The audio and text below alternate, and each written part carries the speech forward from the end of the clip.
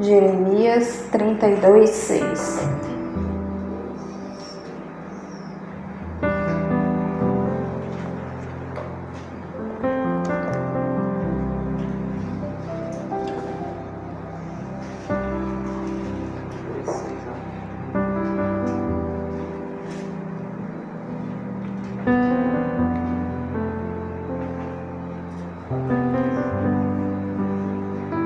Amém? Jeremias disse: esta palavra de Adonai veio a mim. Haniel, o filho do seu tio Shalom, se aproximará de você e dirá: compre um campo em Anatote. Você tem direito do parente mais próximo de redimi-lo. Então, compre-o. Como Adonai tinha dito, meu primo veio a mim no quartel dos guardas e disse: por favor, compre meu campo em Ananote, no território de Benjamim, porque você o herdará e tem direito de parente mais próximo de redimi-lo. Então compre-o para si. Então tive certeza de que esta palavra era de Adonai. Então nós estamos vendo aqui, um relato do profeta Jeremias. Ele recebe do Senhor esse aviso de que esse primo dele iria procurá-lo para vender um terreno para ele no território de Benjamim e que ele deveria comprar esse terreno.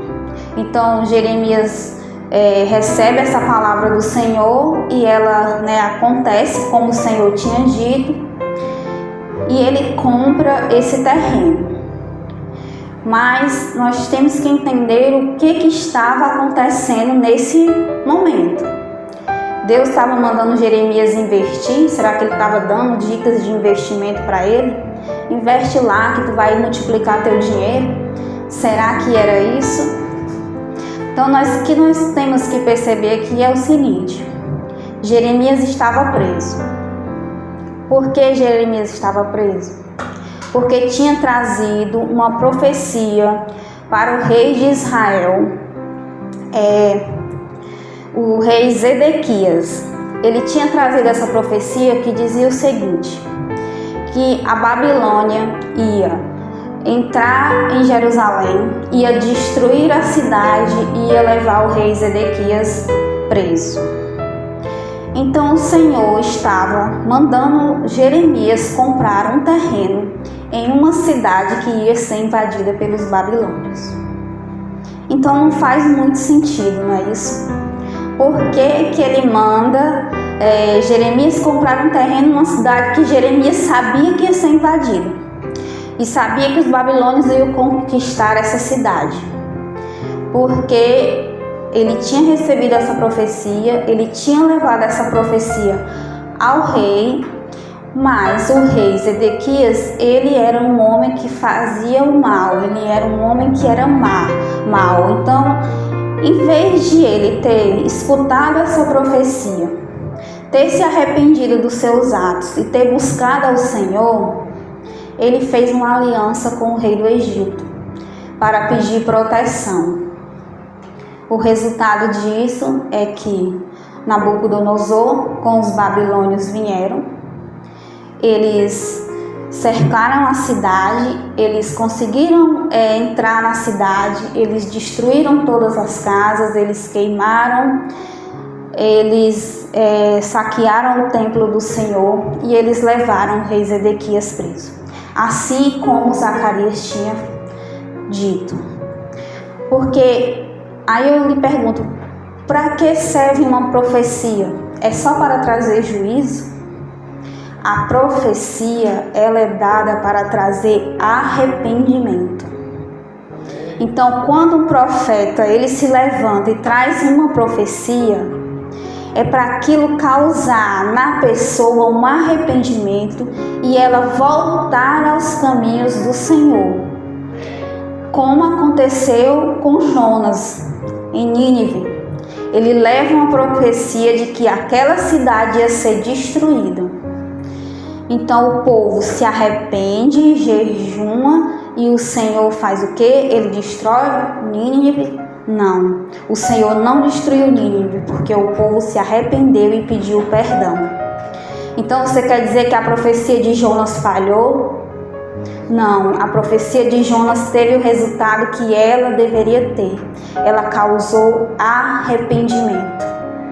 Então, sempre que você ver ou escutar de alguém que deve haver uma mudança na sua vida, que você não está andando nos caminhos do Senhor, o que você tem que fazer é voltar, entender onde você se desviou, pedir perdão e começar a sua caminhada com o Senhor. Então, Jeremias, ele sabia de tudo que ia acontecer com o seu povo, com a cidade, com o templo do Senhor. E não era só porque Deus tinha lhe revelado, mas era porque ele sabia que nem o rei de Israel, que era o rei de Judá, e nem o povo tinha se arrependido. Então ele sabia que por isso o Senhor iria sim trazer Nabucodonosor e ele iria saquear a cidade e eles iriam sair cativos. Porém, imagino que na cabeça tanto de Jeremias como dos fiéis que viviam lá, porque nós sabemos que tinham pessoas que eram fiéis ao Senhor. Tanto que nós vemos a história de Daniel e seus amigos. Eles foram levados cativos para a Babilônia, mas eles eram homens fiéis ao Senhor. E essas pessoas, eles estavam passando por um momento muito delicado, de medo, de angústia, porque eles estavam sabendo que o Senhor ia trazer juízo sobre Israel, sobre o seu povo, por conta dos atos que o povo de Israel estava cometendo. Então, a compra do campo, desse terreno, ele é um sinal de esperança para esse povo naquele momento de angústia. Muitas vezes nós somos colocados em situações difíceis, mas o Senhor estava dando aqui um sinal para Jeremias e para o povo, para que eles entendessem que a compra daquele pedaço de terra estava representando que um dia no futuro o povo de Israel iria voltar à terra prometida e que o Senhor ia cumprir as promessas que ele tinha para aquele local e para aquelas pessoas. Assim como nós sabemos que aconteceu, que ele prometeu a Davi que o seu trono não ficaria sem um descendente. E assim como nós sabemos, o Messias vem daquela terra. Então nós sabemos que o plano de Deus se concluiu ali. Então esse campo representa a esperança. A esperança para aquelas pessoas que estavam vivendo aqueles momentos de dificuldades, de angústia, pensando assim, vamos ser levados para a Babilônia. Mas eles foram com a certeza e a esperança que um dia voltaria, porque o Senhor sempre tem um remanescente. Ele sempre vai buscar um remanescente. Então, naquela época, o povo de Israel, eles estavam extremamente afastados da aliança que eles tinham feito com o Senhor. Naquele tempo, eles adoravam ao Senhor, mas também adoravam outros deuses. Eles queriam dividir essa santidade deles com o Senhor, sendo que o Senhor não permite isso. Ele não permite ser dividido com ninguém. Ele tem que ser único na sua vida. Então nunca divida, nunca coloque nada no lugar do Senhor na sua vida. Então o povo naquela época, eles estavam cometendo tantas coisas ruins. Eles levantavam altares para Baal e eles chegavam a queimar seus filhos vivos em rituais que isso era algo que abominava ao Senhor. Então tem um vale ali, né, em Israel que chama Vale de Cidrom, e eles levavam seus filhos vivos para queimar para o deus Moloque. E disse que era uma coisa assim abominável, porque as crianças eram queimadas vivas. Enquanto as crianças estavam queimando ali naquele vale, eram tocados tambores para impedir que as pessoas ouvissem os gritos das crianças e os gritos das mães que não queriam entregar seus filhos. Então era algo abominável ao Senhor. Então o povo de Israel, o povo da aliança, ele chegou a se afastar tanto de Deus que foi capaz de fazer isso. Então o Senhor disse: basta, eu tenho que fazer uma limpeza. Nós não vemos muitas diferenças, infelizmente, do que tem acontecido hoje. Se levantando rituais satânicos e tudo, né? E nós vemos que a humanidade está cada vez mais afastada do Senhor. E tenha certeza, está chegando o tempo. Porque Deus, ele é um Deus tardio em irar-se, mas o tempo tem chegado. Nós estamos vendo que a cada vez isso vai se aumentando, que vai chegar a um ponto onde o Senhor, ele não vai mais poder sustentar. Então você tem que estar preparado, porque você, assim como Jeremias comprou aquele campo, comprou aquele pedaço de chão como um sinal para aquele povo na época, que era justo, que era fiel, de esperança, você em Jesus tem a esperança de que um dia você vai estar com Ele. Então que você esteja preparado. Eu queria que os irmãos abrissem em Êxodo 24.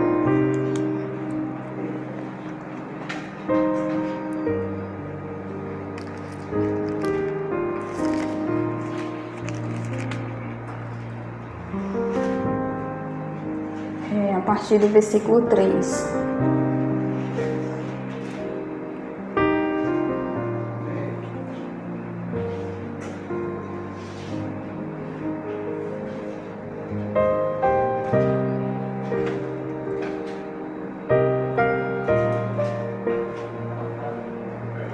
Êxodo 24, versículo 3.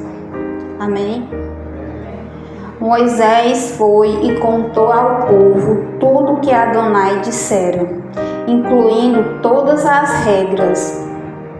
O povo respondeu com uma só voz: obedeceremos cada palavra dita por Adonai. Então o que Moisés estava aqui trazendo para o Senhor, ele estava dizendo que todas as regras, todos os mandamentos e todas as ordenanças que o Senhor tinha dado para o povo, os 10 mandamentos, as ordenanças, Moisés estava contando aqui para o Senhor. E eles disseram em uma só voz: obedeceremos todas as palavras de Adonai. Então, isso aqui que estava acontecendo aqui era um contrato. O Senhor estava fazendo um contrato com o povo de Israel. O Senhor estava aqui fazendo uma aliança com o povo de Israel. E os seus mandamentos eram as regras a qual o povo deveria cumprir. E eles falaram que iriam cumprir todas as palavras.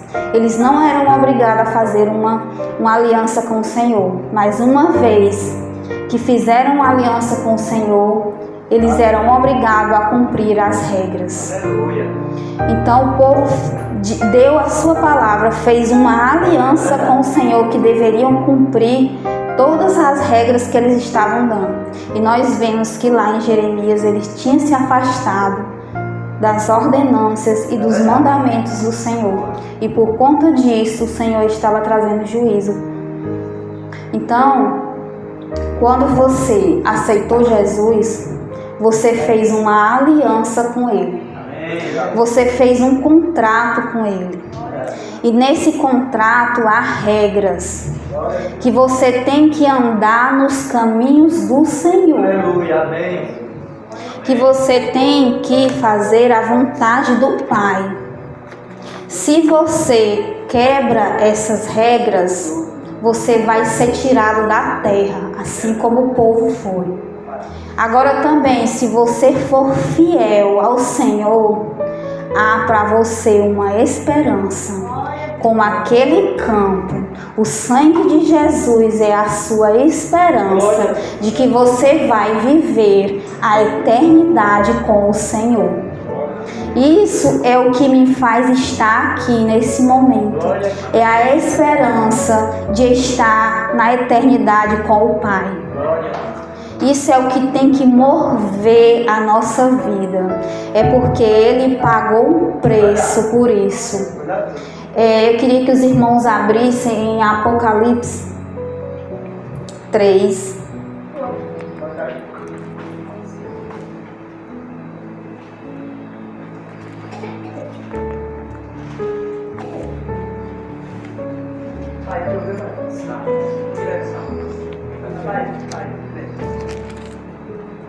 Apocalipse 3, a partir do versículo 7.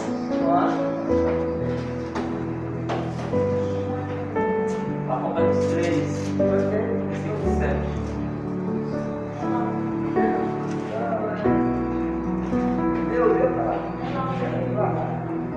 Amém. Amém. Ao anjo da comunidade messiânica de Filadélfia, eis a mensagem do Kadosh, o verdadeiro, o santo, o verdadeiro, que possui a chave de Davi, o qual, se abrir algo, ninguém será capaz de fechar, e se fechar alguma coisa, ninguém será capaz de abrir. Conheço suas ações. Coloquei diante de você uma porta aberta e ninguém poderá fechá-la. Sei que você tem pouca força, mas obedeceu minha mensagem e não me desonrou. Então Deus está colocando uma porta aberta para cada um de nós. E Ele diz que o que Ele abre, ninguém pode fechar. E aquilo que Ele fechou na sua vida, ninguém pode abrir. O Senhor, através do seu sacrifício, Ele abriu uma porta para a humanidade, uma porta da salvação. E essa porta está aberta e ela permanece aberta e ninguém pode fechá-la. No entanto, para você entrar, é necessário que você queira entrar nessa porta. E uma vez que você entrou, você tem que permanecer lá. Você pode querer sair e abandonar essa porta que o Senhor abriu, mas a porta vai continuar aberta para aqueles que verdadeiramente queiram estar com o Senhor. A salvação, ela é algo que você recebe gratuitamente, ela é de graça, porque não há nada que você possa fazer que possa trazer salvação para você, porque só através de Jesus é que você tem essa possibilidade. Só através dessa porta que Ele abriu é que você tem a possibilidade dessa salvação. Eu sempre sigo o Rabino Marcelo e ele dá uma explicação que eu acho muito legal sobre salvação. Que ele compara a salvação com alguém que gostaria muito de ter um carro. Essa pessoa queria muito ter um carro, mas ela não tem nenhuma condição financeira para ter um carro. Nem comprar à vista e nem parcelar, de maneira alguma ela pode ter um carro. Aí o pai dela vai lá e compra um carro e dá para ela. E diz assim, tá aqui o documento. É seu. Você pagou algo por esse carro? Nem um centavo, mas o seu pai pagou por você. Cristo pagou por você um preço na cruz. A salvação é gratuita, sim, mas o Senhor pagou por você essa salvação. Ele pagou um preço. Você recebe o carro grátis, ok? Você não pagou nada por ele. Porém, para mantê-lo, você tem que pagar. Você tem que botar gasolina, você tem que ter uma carteira de habilitação para dirigir, você precisa de um local seguro para guardar, você precisa pagar PVA, né? Você precisa fazer manutenção do carro. Então, você tem que pagar um preço para estar com o carro. Para você que recebeu a sua salvação gratuita, você também precisa pagar um preço para mantê-la. O preço da fé, da obediência, do amor, do perdão. É o que você precisa pagar para ter a sua salvação, para mantê-la. Porque você recebe ela gratuitamente.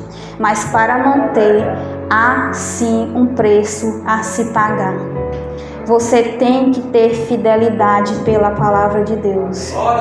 Então, Jeremias, ele comprou um campo para dar um sinal ao povo, aos fiéis de Deus, de que eles voltariam à terra de Jerusalém, de que tudo aquilo que estava acontecendo naquele momento eram coisas passageiras, de que o Senhor iria trazer eles de volta. Até hoje, se você for lá em Jerusalém, há sinais dessas batalhas que houve. Tem uma cidade lá chamada Laquis, que lá tem uma rampa que foi construída do Nabucodonosor para ela invadir essa cidade. Até hoje está lá essa rampa. E eles entraram por essa rampa e destruíram tudo. E eles foram conquistando cidade atrás de cidade. E tudo isso por quê? Porque o rei Zedequias, ele foi mau aos olhos do Senhor. Ele não se arrependeu. Ele levou Judá a cometer coisas abomináveis ao Senhor.